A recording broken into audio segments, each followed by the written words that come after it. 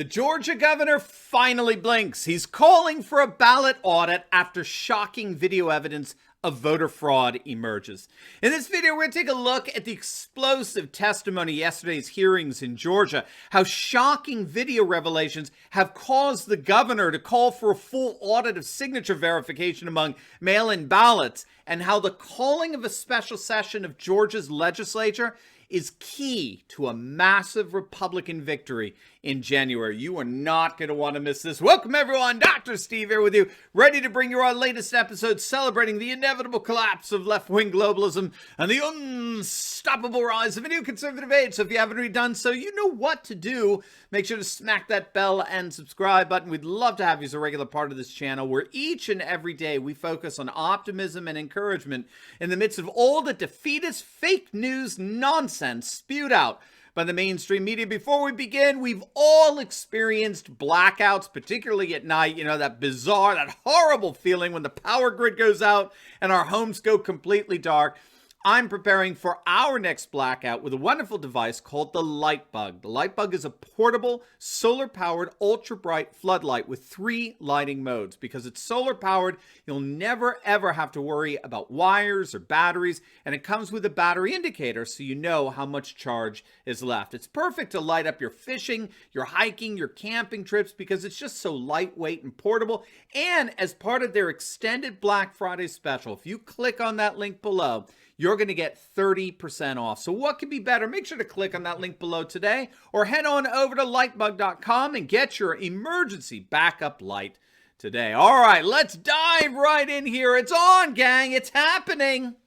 The Rhino, the Republican in name only governor of Georgia, Brian Kemp, has broken, or he's begun to break. He's blinked. Choose your metaphor. He now no longer has any choice but to call for a signature audit of the ballots cast in the Georgia presidential election. Now, of course, this is a massive mea culpa on the part of Georgian officials, who literally could not wait to certify Joe Biden as the winner of Georgia, even though there were a number of court cases pending that were what we call outcome determinative. That is, that if the court were to side with the Trump case, that would indeed alter the outcome of the election. That didn't seem to matter to the never-Trump Secretary of State, this guy Raffensperger. It didn't seem to matter to the lieutenant governor who's become the new celebrity guest on CNN, and it certainly didn't matter to the Rhino governor, Brian Kemp.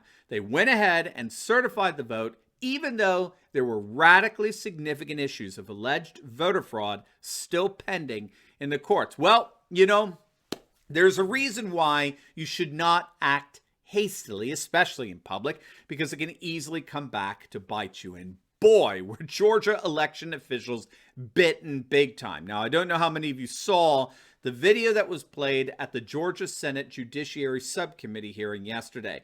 It's being called jaw-dropping by a number of media outlets. It's surveillance video taken from Georgia's largest voting center. It shows, I guess I'm supposed to say allegedly, right? It allegedly shows the entire counting room where being cleared after it was announced that they were done counting for the night. This was the night of the election. Now, as people left, as the room emptied, you could see 2 workers sitting at their respective tables, just sort of looking like they're packing up or whatever. And once everyone is out of the room, then you can see these 2 people. They go to a long table that had a black linen cloth draped over it. And from under the table, they pulled out several boxes of ballots or suitcases of ballots that they then began to feed repeatedly into the counting machines with no election supervisors present. They estimate, based on how many votes the machines could tabulate per hour, they estimate that well over 10,000 votes were counted without election supervision, which is well above Biden's so-called lead in Georgia. And this is so key because we've been talking about the legal importance of the notion of what's called determination of outcome in the courts, particularly in the Supreme Court. The key to all of this is whether this evidence of voter fraud is outcome determinative, which means that if the Supreme Court were to side with Trump in all this, it would indeed change the outcome of the election. That's really the only reason why the Supreme Court would step in, right? Go big or go home. It's the only reason why any court in the end would step into all this. If this is just all about election technicalities that weren't followed through and, improprieties that were committed, but it doesn't change the outcome of the election, then the courts are just like, I don't take it up with your Secretary of State, leave us out of it. So it's got to be outcome determinative. If they render a decision that's going to indeed change the outcome of the election, that is when the courts believe they need to intervene. That's when they recognize that they are playing, as judges, they're playing an integral role in the just and fair outcome of this election. And so this video evidence of alleged voter fraud that numbers in the tens of thousands clearly fulfills the outcome determinative legal standard. And so really in the end, the rhino governor of Georgia, this guy Brian Kemp, he really had no choice but to backtrack from his signing of vote certification and just in turn order a full signature audit of the mail-in ballots that were cast in November. Now, make no mistake, the video evidence is the excuse he's giving for buckling under the pressure here. The video evidence is the fully justifiable excuse he's giving. I think the real reason why Kemp buckled here was under the pressure that the deplorables have been putting on the Georgia Republican Party in terms of their threats not to show up on January 5th and vote in the Senate runoff. Now, we talked about this yesterday, of course. I think it's very important, but the Stop the Steal rally in Atlanta a couple of days back turned out to be what many consider to be the first official shot of a Republican civil war. So you had Attorney Lin Wood firing up the crowd like no one else. Sidney Powell was there as well. And after the Trump-supporting Democrat Vernon Jones spoke, imploring everyone to go out and vote for the two Republican candidates, Senate candidates, on January 5th for the Senate runoff, Lin Wood took the mic and shocked everyone by saying, no, don't do that. You need to boycott the Senate runoff and make the Republicans pay for what they're doing here in Georgia and failing to stop this steal. Well, that, of course, lit up a firestorm of reaction from the likes of GOP stalwart Newt Gingrich, who referred to Lin Wood and Sidney Powell as totally destructive, and that if Georgian Republicans don't come out and support the GOP Senate candidates, it's going to be an absolutely ruinous effect on our nation. And I mentioned in yesterday's video, this is ridiculous reasoning because it assumes that we, the deplorables, trust the Republicans with Trump's agenda more than we would trust the Democrats with it, which is absurd given the populism that's overtaken the Republican Party. Newt Gingrich should know better. Populism revolves around an animosity that's fundamentally different than Republican versus Democrat or conservative versus liberal, right versus left. Populism is all about the animosity between the people versus the political class. It's the citizens versus the oligarchy. It's the ruled versus the rulers. It's not ideological in the traditional sense. The beauty of populism is that it brings together people of all parties, all races, all creeds, precisely because they're united around being law-abiding citizens who are all just trying, as we said, live their best life. And they see collectively a ruling class, a political oligarchy that rules for its own benefit and rules according to its own values, which are at odds and at the expense of the concerns and the values of the people, the citizens. And the way the Georgia Republicans have been acting has only underscored that populist perspective. Their let them eat cake attitude towards the November 3rd election and even towards January 5th, they're actually going to have Dominion voting systems operative again. They've gotten rid of all the electoral safeguards around the mail-in fraud that's already been perpetrated. People are seeing the precise political conditions that have awakened populist sentiments, and this is key, and they blame both political parties. So how do we get the MAGA crowd to show up on January 5th and give the two Republican senatorial candidates a landslide victory?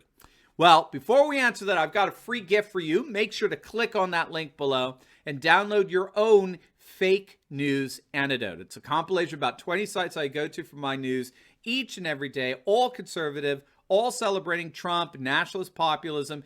And obviously, we need these news resources now more than ever. And you can download your own copy of our fake news antidote completely free at the link down below in the pinned comment section.